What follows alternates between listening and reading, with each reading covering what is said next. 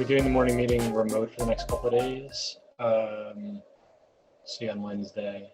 We may have guest MCs on Thursday, Friday, planning to travel. So, all right, here we are, SPYs. On Thursday, we had a down move. The small caps retested their recent lows.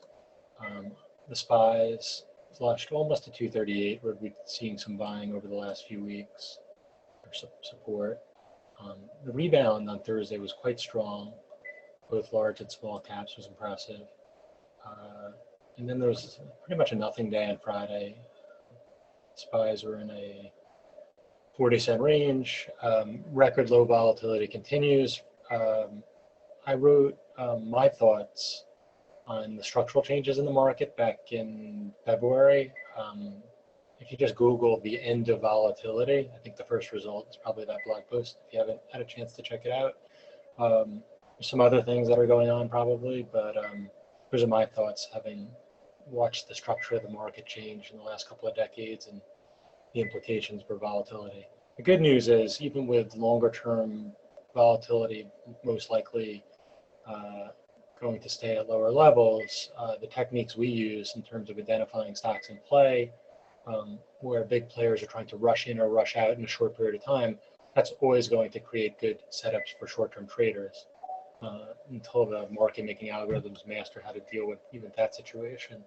So, general point on that.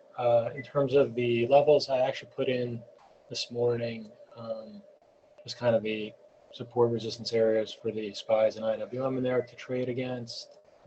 And you can use those, put in alerts for those. IWM continues to spend some time. It did get on Thursday, right? So it's the end of the day, Wednesday, back above 38.5. Stayed below there most of the day on Thursday, and of course on Friday. If we ever take out this 137 here, things could get interesting. Below this, that brings this kind of 134 to 137 range back into play. So we want to keep an eye on that. Any closes above that 138.80 to 139 area certainly sets things up for a break towards the highs again. Okay, first one was IONS, and they met their primary endpoints on their study, but there seems to be some health risk issues there, and so it's reacting negatively to potentially the positive competitor that has positive impacts from that, ALNY. Those are the two names that are being traded in the pre-market. Let's zoom in, see where we are.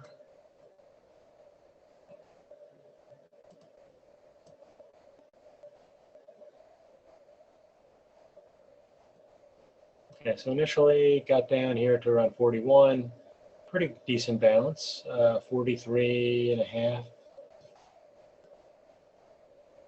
What do we got on volume? 300,000 now, so this is going to do a lot of volume today, probably, who knows, maybe even more than 10 million shares.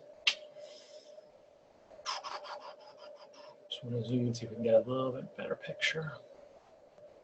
So after hitting 43, it made a higher low here from this morning. Can't get above 43.80, so right here it spiked up to 43.80. Next time it spiked up was 43.70. So we want to keep an eye on it, have alerts above 43.5, 43.70. If it gets back up into this area here and fails again, we're looking at, let's go to the daily.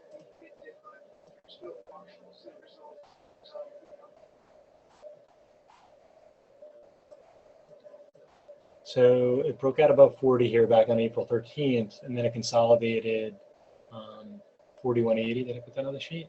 I put 41.70 to 42. So that's kind of the spot. So it's about $2 below where it's failing in the pre-market. Certainly, if it fails there and you're short, that's a nice, 30 cents of risk for $2 of downside. And then obviously, if it didn't support this 41.80, which is pretty good, and when it gapped down this day here, it held, and then it acted as support, starts to consolidate below that, then another leg down looks, well, it's pretty nasty. What did I put below that? I put 40, and the 37.50 is the real support here on the daily. You can see it pretty clearly, the March and April support. I'll just flip over to ALNY now, which is, actually before we flip over, let's just say right now, even though they met their primary endpoints, the market seems to be concerned about safety. Some big players come along and think that that is a non-issue. What you'll see is it start to get above $44 here and start to hold above 44. And then you can be more focused on a long trade. But right now, sellers control. ALNY. So this had a positive reaction. Actually, the gap is, where is it now? 65 is the bid. So it looks to, I imagine this was related to their drug as well. It got cut in half on a gap down. And then it started to work its way back up on positive news. And now with the negative news for their competitor, we're looking at this last piece of the gap being filled.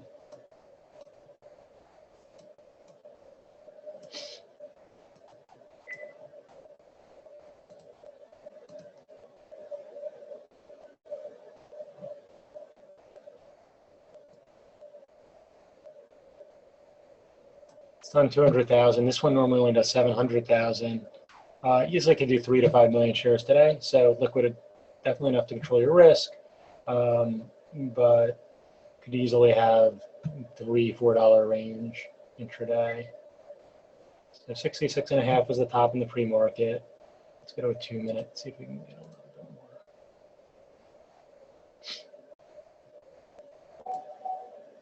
Okay, so there clearly was somebody selling it here. Every time it got above 65.5 to 66, it would come right back down. They tried it again here. They can see somebody bought 10,000 shares. It spiked up there again. So the 65.5 to 66 looks like somebody's very comfortable selling it there. Go to the daily for a second.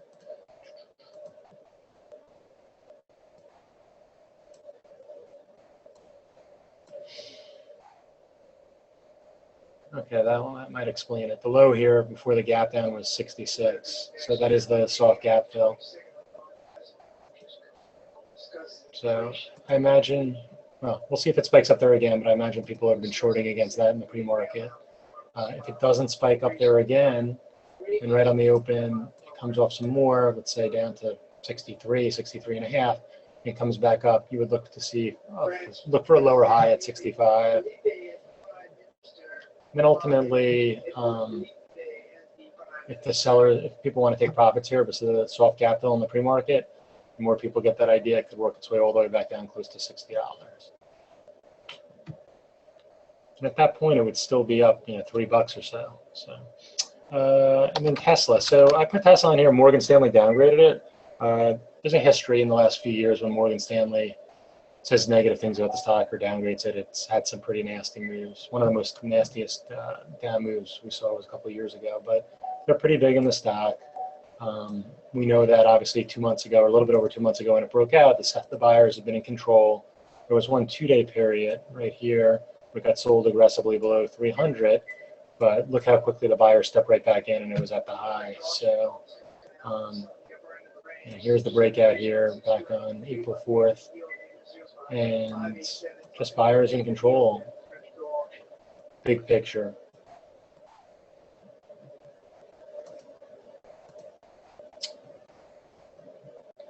So if we zoom in,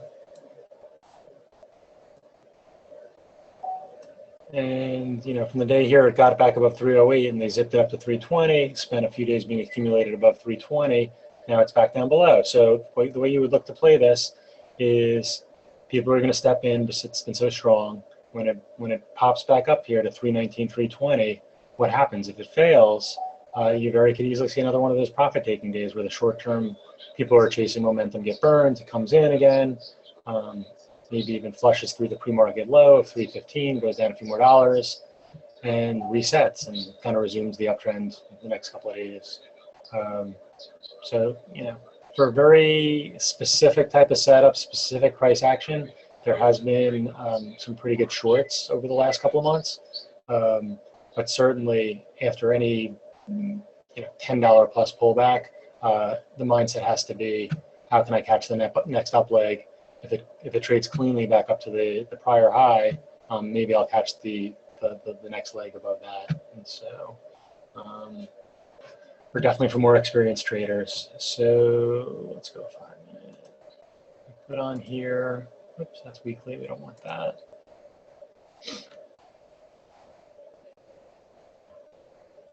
Okay, so I had 315, 316 for support, and then below that 310 is. So it's already bounced from 315.30 in the pre-market to as high as 18.5. I would see either in the pre-market they kind of weasel it, crawl it back up towards the 320, see what happens there. If it doesn't, it flushes here again, I would be definitely looking to buy it in this area right here. Okay. So that's that. And then we got the second day technical plays from Friday. I think there's some really good stuff on Friday. JCP being a very well-behaved short on Friday. It topped out in the pre-market. And then, spiked up to 5 right on the open. Immediately came off a quarter. They tried to curl it back up to 5 again, failed in the 90s. The mindset of shorting after this first down move, anywhere $8 to $5 is a good mindset. Puts you in a position of strength. If it comes back down to the morning low in the 470s, once you start to consolidate here at the morning low and break to the downside, you're just stay short for the next, 450 to 460 would be the next obvious support area. It did get down to 450. A couple people bought it there. Didn't have much of a bounce up 7 cents. Tried to roll over at the end of the day below 450, failed. So you kind of have this 458 to 460. Let's see where it is this morning. Okay, so it hasn't really done anything this morning. But this would be the first spot I'd be looking at on the open. What does it do in the high 450s? Does it fail here and take out Friday's low? Above that, I'd be a little bit careful. I'd give it a chance because people see it beating that stock below $5. They could try to buy it the first hour or so and push it up and back up into this. What did I put on the sheet? 477. Yeah, so this area right here from the morning where it broke down in the afternoon. So I'd have an alert probably at 475-ish if it ever got above here. And there's nothing wrong if you wanted to trade it on the long side from an intraday perspective. It's incredibly liquid. And you start holding above 460. There's nothing wrong with making that trade. Just from a bigger picture perspective, who knows if they're going to be around. Okay. And Ralph's saying that IONS is trying to hold above 44, so that's interesting.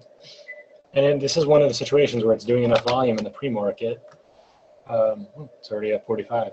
Doing enough volume in the pre-market where you can follow that. It's almost like the day has started for this. The day has started for this one already. So let's go to TTD. So TTD, I think my next blog post is going to be related to these types of trades. So, and I put in the chat on Friday that these are not the easiest trades. They're difficult. So they gap up a lot. But stocks that are high growth, momentum stocks, especially ones that have not a huge float. I'm not exactly sure what the float in this one is, but it normally only trades 1 million shares a day. These can really be pushed up once they get above the all-time high a lot, because there's no natural sellers. Everyone's in the money. There's no one willing, needs to sell to get back to break to even, cover loss or anything like that. And so that's why we talked about buying on the pullback right on the open. I think 47 was our first level, and 46, it spiked right down into that.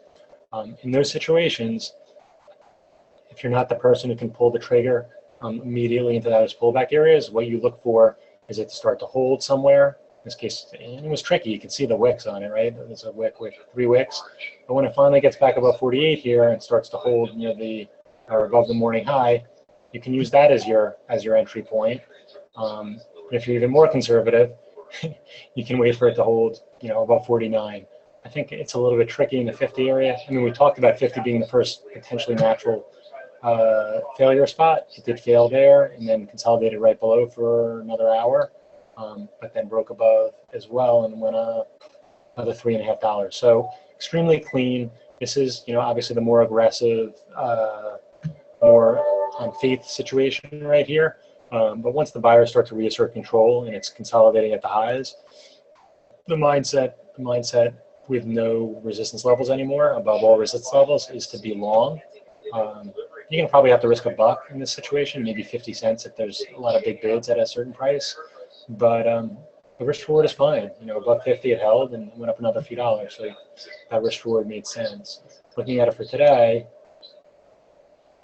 me, 51.25 is the spot. After I put in the high here at 52, it held, made a new high, came back down. It did a recheck of the 51.25, made a new high. And then at the end of the day, almost did a recheck as well. So 51.25, risking maybe 30, 40 cents from that level to see if this starts to range now in this $2 range.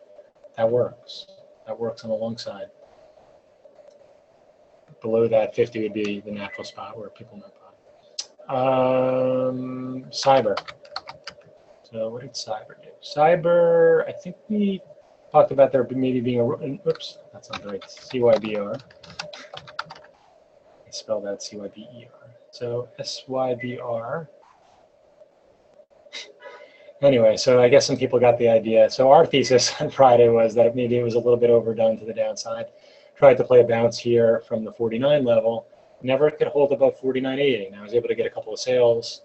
I think the first time, I don't remember if I did the second time. So it became a non-lose situation when I ended up getting stopped out here.